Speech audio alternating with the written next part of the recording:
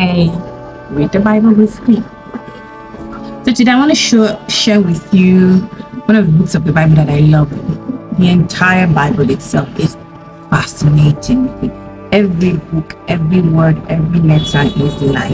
Okay? I always see the Bible like a fortune telling manual, because it tells you the past, it tells you the future, it tells you the present. If you read it, you kind of have an understanding of what is going down. Okay. So but there are some books that I particularly love reading over and over again. I like to read Proverbs, I like to read Daniel, I like to read Revelations. The entire Bible correlates with me. Because you find what you find in Daniel, you find it in Revelations. Okay, but today I'm going to be reading Daniel. Now, this is the New King James Version. This Bible is actually very old. This used to be my grandmother's Bible. It was given to her a very long time ago. And even though I have mine, I have the New King James that I use. And even though this is newer than this, but I like this New King James Version. So let's read Daniel. Well, we're going to be reading Daniel's chapters 1 and 2. So let's do it. The book of Daniel, chapter 1. In the third year of the reign of Jehoiakim, king of Judah, Nebuchadnezzar, king of Babylon, came to Jerusalem and besieged it. And the Lord gave Joachim, king of Judah, into his hand with some of the articles of the house of God, which he carried into the land of Shinar to the house of his God.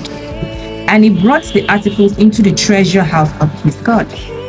Then the king instructed Ashpenaz, the master of his eunuchs, to bring some of the children of Israel and some of the king's descendants and some of the nobles, young men in whom there was no blemish, good-looking, gifted in all wisdom, possessing knowledge and quick to understand, who had ability to serve in the king's palace, and whom they might teach the language and literature of the Chaldeans.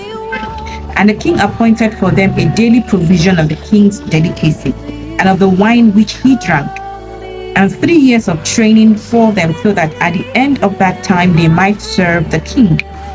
Now, from among those of the sons of Judah were Daniel, Hananiah, Mishael, and Azariah. To them the chief of the eunuchs gave names. He gave Daniel the name Belteshazzar, to Hananiah Shadrach, to Mishael Meshach, and to Azariah Abednego. But Daniel purposed in his heart that he would not defile himself with a portion of the king's delicacies, nor with the wine which he drank. Therefore, he requested of the chief of the eunuchs that he might not defile himself. Now God had brought Daniel into the favor and goodwill of the chief of the eunuchs. And the chief of the eunuchs said to Daniel, I fear my lord the king, who has appointed your food and drink. But why should he see your faces looking worse than the young men who are your age? Then you will endanger my head before the king. So Daniel said to the steward, whom the chief of the eunuchs had set over Daniel, Hananiah, Mishael, and Azariah, please, test your servants for 10 days, and let them give us vegetables to eat and water to drink. Then let our appearance be examined before you, and the appearance of the young men who eat the portion of the king's delicacies. And as you see fit, so deal with your servants. So he consented with them in this matter and tested them 10 days.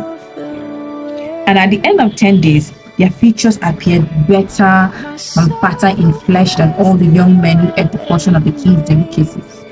Thus, the steward took away their portion of delicacies and the wine that they were to drink, and gave them vegetables. As for these 4 young men, God gave them knowledge and skill in all literature and wisdom, and Daniel had understanding in all visions and dreams. Now at the end of the days, when the king had said that they should be brought in, the chief of the eunuchs brought them in before Nebuchadnezzar. Then the king interviewed them, and among them all, none was found like Daniel, Hananiah, Mishael, and Azariah. Therefore, they served before the king. And in all matters of wisdom and understanding about which the king examined them, he found them 10 times better than all the magicians and astrologers who were in all his realm. Thus, Daniel continued until the first year of King Cyrus. chapter 2 now. One was interesting, right? Chapter 2. Now, in the second year of Nebuchadnezzar's reign, Nebuchadnezzar had dreams, and his spirit was so troubled that his sleep left him. Then the king gave the command to all the magicians, the astrologers, the sorcerers, and the Chaldeans to tell the king his dreams. So they came and stood before the king. And the king said to them, I have had a dream, and my spirit is anxious to know the dream. Then the Chaldeans spoke to the king in Aramaic, O king, live forever. Tell your servants the dream, and we will give you the interpretation. The king answered and said to the Chaldeans, my decision is firm. If you do not make known the dream to me and its interpretation, you shall be cut in pieces, and your houses shall be made an ash heap. However, if you tell the dream and its interpretation, you shall receive from me gifts, rewards, and great honor. Therefore tell me the dream and its interpretation. He answered again and said, the king tell his servants the dream, and we will give his interpretation. The king answered and said, I know for certain that you would gain time, because you see that my decision is firm. If you do not make known the dream to me, there is only one decree for you. For you have agreed to speak lying and corrupt words before me till the time has changed. Therefore, tell me the dream, and I shall know that you can give me its interpretation. The Chaldeans answered the king and said, there is not a man on earth who can tell the king's matter.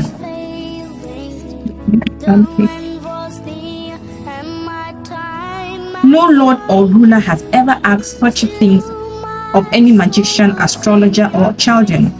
It is a difficult thing that the king requests, and there is no other who can tell it to the king except the gods, whose dwelling is not with flesh. For this reason, the king was angry and very furious, and gave the command to destroy all the wise men of Babylon. So the decree went out, and they began killing the wise men. And they sought Daniel and his companions to kill them. Then with counsel and wisdom, Daniel answered Arioch, the captain of the king's guard, who had gone out to kill the wise men of Babylon. He answered and said to Arioch, the king's captain, why is the decree from the king so urgent? Then Arioch made the decision known to Daniel. So Daniel went in and asked the king to give him time, that he might tell the king the interpretation. And Daniel went to his house and made the decision known to Hananiah, Mishael, and Azariah, his companions, that they might seek mercies from the God of heaven concerning this secret, so that Daniel and his companions might not perish with the rest of the wise men of Babylon. Then the secret was revealed to Daniel in a night vision. So Daniel blessed the God of heaven. Daniel answered and said, blessed be the name of God forever and ever. For wisdom and might are his, and he changes the times and the seasons. He removes kings and raises up kings. He gives wisdom to the wise and knowledge to those who have understanding. He reveals deep and secret things. He knows what is in the darkness, and light dwells with him. I thank you and praise you, O God of my fathers. You have given me wisdom and might, and have now made known to me what we asked of you. For you have made known to us the king's demand. Therefore Daniel went to Arioch, whom the king had appointed to destroy the wise men of Babylon. He went in and said thus to him, do not destroy the wise men of Babylon. Take me before the king, and I will tell the king the interpretation. Then Arioch quickly brought Daniel before the king and said thus to him, I have found a man of the captives of Judah who will make known to the king the interpretation. The king answered and said to Daniel, whose name was Belteshazzar, are you able to make known to me the dream which I have seen and its interpretation?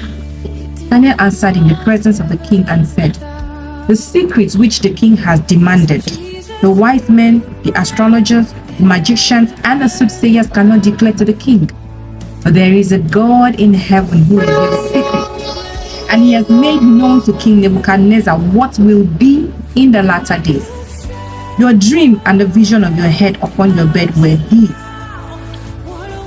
As for you, O king, thoughts came to your mind while on your bed about what's of your heart.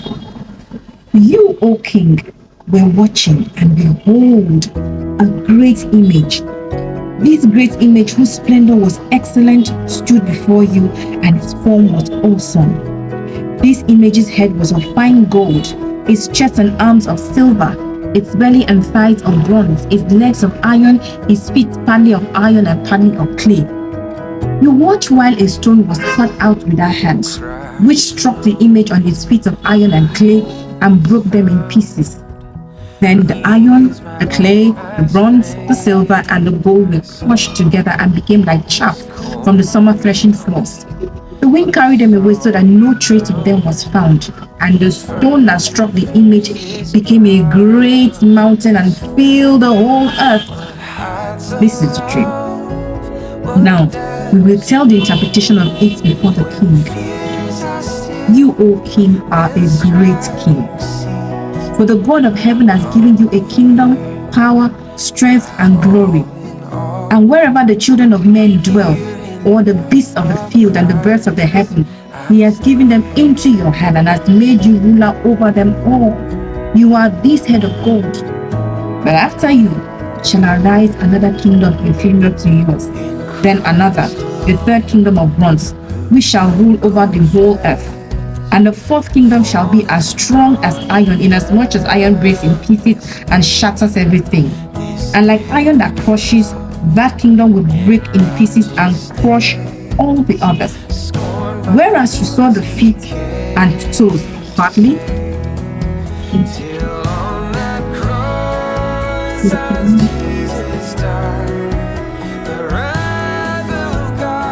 I told you this Bible is always gone together.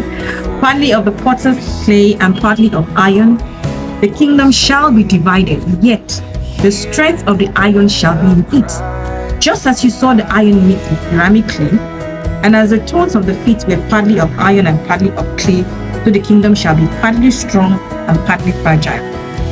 As you saw iron mixed with ceramic clay, they will mingle with the seed of men, but they will not adhere to one another, just as iron does not mix with clay. And in the days of these things, the God of heaven will set up a kingdom which shall never be destroyed, and the kingdom shall not be left to other people. It shall break in pieces and consume all these kingdoms, and it shall stand forever. Inasmuch as you saw that the stone was cut out of the mountain with our hands, and that it broke in pieces the iron, the bronze, the clay, the silver, and the gold, the great God has made known to the king what will come to pass after this. The dream is certain, and its interpretation is sure. Then King Nebuchadnezzar fell on his face, prostrate before Daniel, and commanded that they should present an offering and incense to him. The king answered Daniel and said, "Truly, your God is a God of gods, the Lord of kings, and a revealer of secrets, since you could reveal this secret."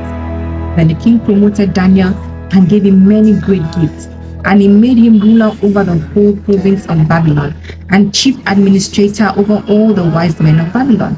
Also, Daniel petitioned the king, and he set Shadrach, Meshach, and Abednego over the affairs of the province of Babylon. But Daniel sat in the gate.